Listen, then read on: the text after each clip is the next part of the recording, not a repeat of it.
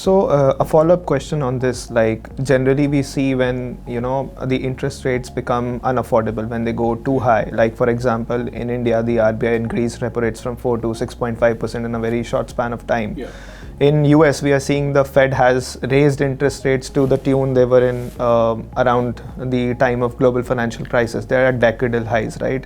So typically real estate has to become unaffordable at this point of time where EMIs are going out of control. Yeah. What do you think, apart from that income level prices, is driving the real estate prices? In 2022 ending, I saw a report where they said that the prices in Delhi NCR shot up by real estate prices shot up by around 30%, 28 to 30%.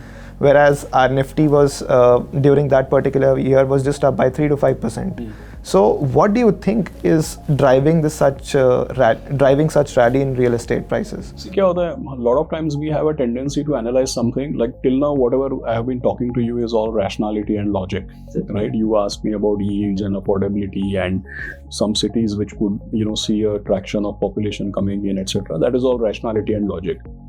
But it is also true that one of the things and it's true of the stock market, it's true of real estate also. क्या होता है at a certain level आप जैसे आपको लगेगा कि यार the per square feet prices of houses have also shot up, interest rates have also gone up, and now it's not the same affordably as it was couple of years back. Right. Still people are queuing up. Right. That is where the rationality and logic actually should end. Right. Because real estate में और एक चीज ये भी है कि भाई जब दाम बढ़ते हैं ना, जो स्टॉक मार्केट में भी है, Right. when prices go up, Right. lots of people think अरे मैं रह गया, Right. अब तो ये और ऊपर जाएगा, right? फिर हमको और महंगा लेना पड़ेगा. Right. So what happens is that at a certain point in time when really momentum builds up, they say why real estate? It happens in the stock market also. If you ask somebody 2 months back, it was supposed to be Fed will not cut rates higher for longer. 2 months back, we were supposed to be worried about geopolitics also. And 2 months back, we didn't have this 3rd December state results. Right. So 2 months back, there was lots of uncertainty on the horizon. Right. Everybody was waiting for a correction. The Nifty actually went to 18,600-700. Right. Correction aaya bhi. People thought it will fall more. Right. None of that happened. Now people are investing at 21,000, no? Right. Correct. So that happens everywhere. That happens with real estate also. Right.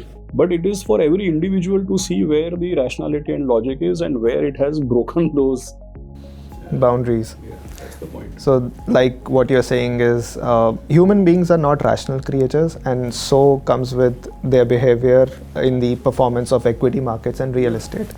So as an investor, what should I be doing, or what should our common listeners be doing when you are saying that timing is a bad idea? Because all these things can happen which are beyond logic, beyond the textbook gyan that we have absorbed over the years, and which is right also in a sense that we should be taught economics and everything. But since the world doesn't behave that way, how do we predict the movements that way? See, I think look at it this way. When it comes to equity, equity has one clear thing, which is that ultimately the earnings would justify the price. Right. See, if you're talking about a portfolio of businesses which is not going under, if you talk about a diversified mutual fund portfolio, or if you talk about a broad market index, right? So what happens is that जब अति हो जाती है, when the price you think is beating rationality and logic, and it's just going up purely based on momentum because more people are piling on. Right. It's becoming expensive, it's becoming super expensive, sometimes it even becomes a bubble, right? But what happens in the stock market is that if it becomes a bubble, the prices can fall. But what happens is that ultimately at some point in time, the price fall gets arrested because with every passing year, the nominal GDP grows 12%. Right. With every passing year, on an average, the earnings of companies might grow, say, 14-15% or whatever the number is. Last decade, not so much, but again, we are back on that 15-16% trajectory. So what happens is that in the equity market, for 1 year, if market doesn't move, by doing nothing, it becomes 15% cheaper. For 2 years, if it doesn't move, by doing nothing, it becomes 31-32% cheaper. And if it falls, then it adds to that. correction any which way. Correct? So equity markets, because of being widely traded, liquid, millions of participants, they are self-correcting and they correct very fast and the cycles are not that bad. Right. But that same logic doesn't apply to real estate, because real estate, you cannot say that there are that many self-correcting mechanisms and there is not the same comparable depth of market, breadth of participation, self-correcting mechanisms.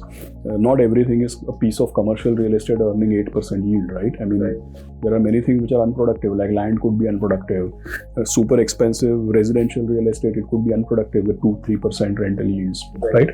So how you look at equity from that perspective, equity is more bankable, more reliable, and you can stay the course for longer. With real estate, if you get it on the short end of the stick, then you really had it. And by the way, a lot of people are leveraged in real estate because they've taken home loans and stuff, so you can't afford to get it wrong beyond a point. Right. So I think it's a good asset class. It is important for people to keep it on the radar, but like I said, it's a bit more complex, bit more difficult, bit more risky. Lesson is just to be very, cautious and get advice wherever required, I think. Got it.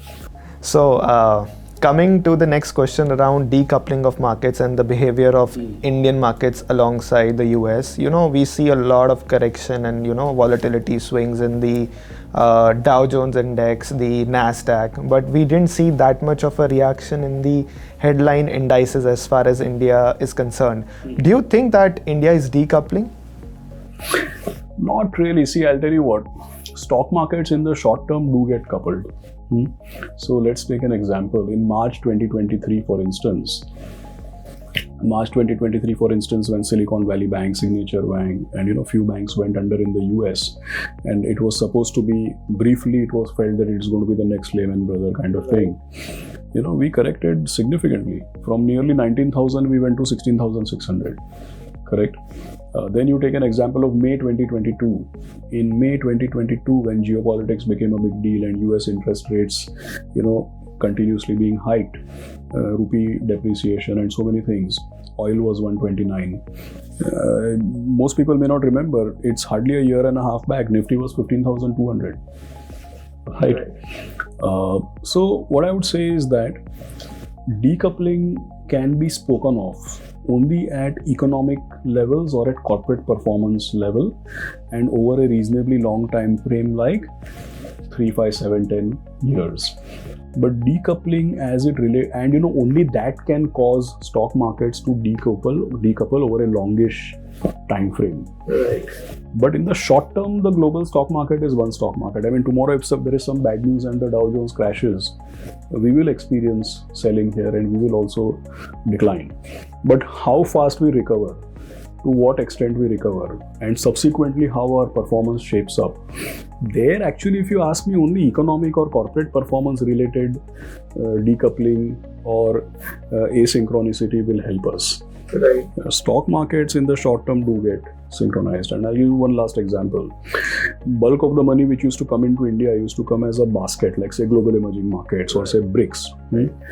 Now, we were always seen to be part of global emerging markets basket, but only because of our economic performance, because of our politically strong management of economic performance, and because of our corporate performance. You take, say, last 5 years.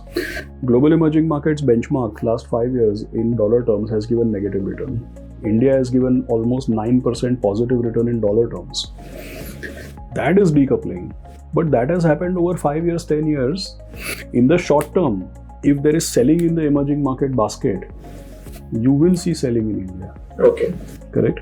But if you see 5, 10 years, 15 years later stock market performance, because of economic performance being better, stock market performance turned out to be better. And in hindsight, you can say that over a longish period, we are decoupled. So over longish period, you are decoupled. But last year when there was selling in the emerging market, your market also fell. I gave you examples. Right.